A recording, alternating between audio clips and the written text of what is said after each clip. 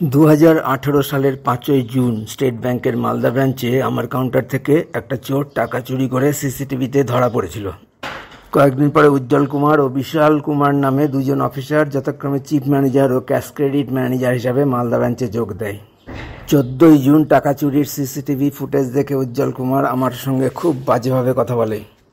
তাহলেও সে আমাকে বলেছিল যে ব্যাংক চোরের বিরুদ্ধে আইনি ব্যবস্থা নেবে এবং চুরি হওয়া টাকা উদ্ধার করে আমাকে ফেরত দেওয়া হবে।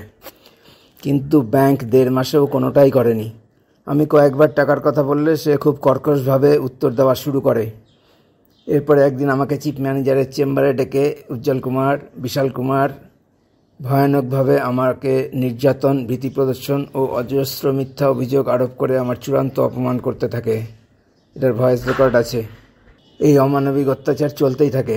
সেই সঙ্গে যে সহযোগী স্টাফরা ঘটনার দিন টাকাটা উদ্ধারের চেষ্টা করছিল, এমনকি সিসিটিভি দেখার ব্যবস্থাও করেছিল, তারাই হঠাৎ আমার ওপর অত্যাচার শুরু করার পর থেকে আমার সঙ্গে ওই বিষয়ে কথা বলা বন্ধ করে দেয় এবং আমাকে এড়িয়ে চলতে শুরু করে। উজ্জ্বল কুমারের লাগাতার অত্যাচারে আমি ফোবিয়ায় আক্রান্ত হয়ে পড়ি। সে আমাকে রিভলভার দেখিয়ে সরাসরি না বললেও ঘুরিয়ে হুমকি দেয়। আমার বয়স ও দীর্ঘদিন ধরেই হাই ব্লাড প্রেশার থাকায় আমার শারীরিক ও মানসিক অবস্থার দ্রুত অবনতি ঘটতে থাকে। তার উপর আমার আচার ব্যবহার ও কাজের জন্য কখনোই আমাকে কটু কথা শুনতে হয়নি। তাই প্রতিদিন উজ্জ্বল কুমারের কর্কশ ও আক্রমণাত্মক ভাষায় ও ভঙ্গিতে নির্যাতন, মিথ্যা অপবাদ দিয়ে এবং ভীষণ কুরুচিপূর্ণ কথা বলে আমার সঙ্গে এই ক্রিমিনালের মতো দুর্ব্যবহার করতে থাকায় এবং স্টাফ ইউনিয়ন বা একজন স্টাফও আমার পাশে না দাঁড়ানোয় আমার প্রাণ সংশয়ের সম্ভাবনা প্রবল হয়। আমি চাকরি ছেড়ে দিতে বাধ্য হই 31/12/2018 তারিখে। এরপরে আমার সুপার অ্যানিউয়েশন বেনিফিটগুলোর যে কাজগুলো চিফ ম্যানেজার হিসাবে উজ্জ্বল কুমারের করার কথা, সেইগুলো এত অবহেলা করতে থাকে এবং ইচ্ছাকৃতভাবে নানা রকম ভুল করতে থাকে যে আমি বাধ্য হয়ে 2019 সালের ফেব্রুয়ারি মাসের 20 তারিখে চেয়ারম্যানের কাছে অভিযোগ জানাই। সেই সঙ্গে আমার বাধ্য হয়ে চাকরি ছেড়ে দেওয়ার প্রকৃত কারণ, অর্থাৎ টাকা চুরি, আমার উপর অত্যাচার, চোরকে ছেড়ে দেওয়া ও আমাকে চুরি হওয়া টাকাটাও ফেরত না দেওয়া ইত্যাদি, এই কারণগুলো সংক্ষেপে উল্লেখ করি। পরের দিন LHO কলকাতার পিপিজি থেকে দেবাশিস রায় নামে একজন অফিসার ফোন করে আমার পেমেন্টগুলোর বিষয়ে আমাকে অবগত করেন এবং মালদা RBOতে হয়তো বলে দিয়েছিলেন, তাই পরের দিন আমাকে RBOতে ডেকে আমার কাছ থেকে লিভ স্যালারির অ্যাপ্লিকেশন নিয়ে সেদিনই সেটা পেমেন্ট করে দেয় 1 মাস 22 দিন পর।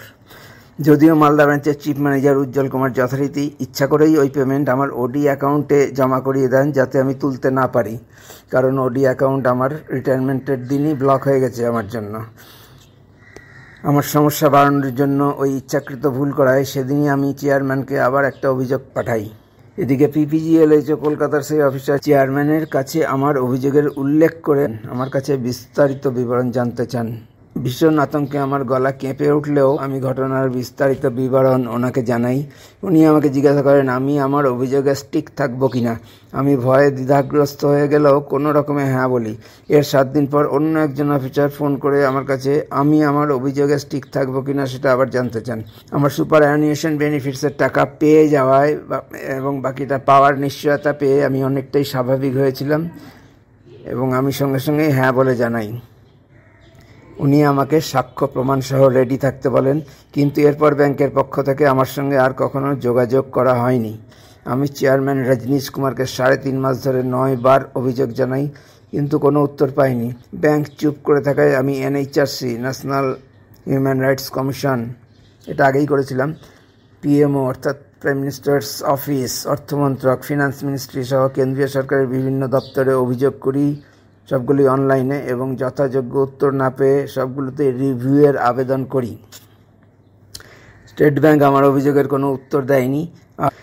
আর অন্য সংস্থা বা সরকারি দপ্তরগুলো থেকে স্টেট ব্যাংক চেয়ারম্যানকে আমার অভিযোগের ভিত্তিতে উপযুক্ত ব্যবস্থার মাধ্যমে সেগুলোর সমাধান করতে নির্দেশ দিলে মিথ্যা রিপোর্ট সংগ্রহ করে নো মেরিট কেস ক্লোজড বলে তাদের অনলাইনে জানিয়ে দেয়। এইভাবে স্টেট ব্যাংকের তৎকালীন চেয়ারম্যান রজনীশ কুমার ক্ষমতার অপব্যবহার করে একটা চোরকে বাঁচিয়ে, যে আমার কাউন্টার থেকেই টাকা চুরি করে ধরা পড়েছিল, তাকে বাঁচিয়ে আমার ওপর ভয়ানক অত্যাচার ও অপমান করিয়ে আমার ব্যক্তিগত পারিবারিক জীবন ধ্বংস করে দেয়। বিনা দোষে কোনো ব্যক্তিগত স্বার্থ সিদ্ধির উদ্দেশ্যে আমার ওই এমপ্লয়ার স্টেট ব্যাংকের চেয়ারম্যান রজনীশ কুমার আমার রোজগারের অধিকার, আমার ও আমার পরিবারের সুস্থভাবে স্বাভাবিক জীবনযাপনের অধিকার, আমার সন্তানদের উজ্জ্বল ভবিষ্যতের আকাঙ্ক্ষা সব কিছু কেড়ে নেয়। আমার শারীরিক ও মানসিক অবস্থা ভীষণভাবে ক্ষতিগ্রস্ত হয়। আমার একমাত্র উপার্জনের রাস্তা বন্ধ হয়ে যায় অন্য কোনো উপার্জনের উৎস না থাকায়, এবং হাউজিং লোন নিয়ে তৈরি করা বাড়ি ছাড়া আমার আর কোনো বিষয় সম্পত্তিও নাই। শেষের 25 মাস কম চাকরি করায় সারা জীবন আমি পেনশন অনেক কম পাবো। সবচেয়ে বড় ক্ষতি হয়েছে এই জঘন্য অন্যায়ের কারণে চাকরি হারিয়ে, এবং এত বছর ধরে কোনো সুবিচার তো দূরের কথা, সারা দেশের কোনো একজন মানুষও সাহায্যের হাত বাড়িয়ে না দেওয়ায় আমার মধ্যে যে একটা ধ্বংসের প্রবৃত্তি সৃষ্টি হয়েছে, তার জন্য আমি যা টাকা পেয়েছিলাম সেটাও ধরে রাখতে পারিনি, এবং যন্ত্রণায়, হতাশায়, লজ্জায়, দুঃখে, আমার অবহেলার কারণে আমার সন্তানদের পড়াশোনাও সম্পূর্ণ হয়নি। ভয়ানক বেরোজগারির বাজারে আয়ের কোনো রাস্তা খোলা নাই। আমাকেও আমার পরিবারের সদস্যদের সর্বশান্ত করে দেওয়ার পুরো দায় প্রাক্তন চেয়ারম্যান রজনীশ কুমারের। স্টেট ব্যাংকের যে পদাধিকারীরা চোরের পক্ষে এবং আমার বিরুদ্ধে বিভিন্ন ভূমিকা নিয়েছিল, তার সব কিছুর দায় স্টেট ব্যাংক চেয়ারম্যান রজনীশ কুমারের। তার নির্দেশ ছাড়া এতগুলো মানুষ একজন সহকর্মীর সঙ্গে এরকম অমানবিক আচরণ করতে পারে বলে আমার বিশ্বাস হয় না। একইভাবে মালদার আরএমের সায় ছাড়া এত বড় অপরাধ সংগঠিত হওয়াও সম্ভব না। আর মালদা ব্রাঞ্চের 3 জন অফিসার তো সরাসরি আমার ওপর অত্যাচার ও অপমান করার কাজে জড়িত।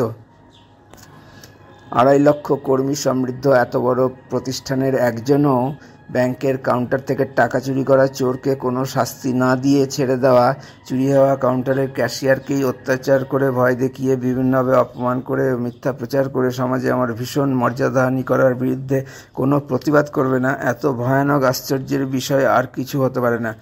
আমি এই প্রাক্তন চেয়ারম্যান রজনীশ কুমার, মালদার আরএম কাজল ভৌমিক, মালদার চিফ ম্যানেজার উজ্জ্বল কুমার, সবচেয়ে এটা নিকৃষ্ট এবং সবচেয়ে নৃশংস ক্যাশক্রেডিট ম্যানেজার বিশাল কুমার, এটাও উপযুক্ত সঙ্গী উজ্জ্বলের। ক্যাশক্রেডিট ম্যানেজার বিশাল কুমার ও আরেকজন ম্যানেজার পার্থ চক্রবর্তীর উপযুক্ত শাস্তির দাবি করছি। আমার অজ্ঞাতে আরও অনেকেই আমার বিরুদ্ধে উল্লেখযোগ্য ভূমিকা অবশ্যই নিয়েছিল। তদন্তের মাধ্যমে তাদের খুঁজে বের করে তাদেরও উপযুক্ত শাস্তির আবেদন জানাচ্ছি।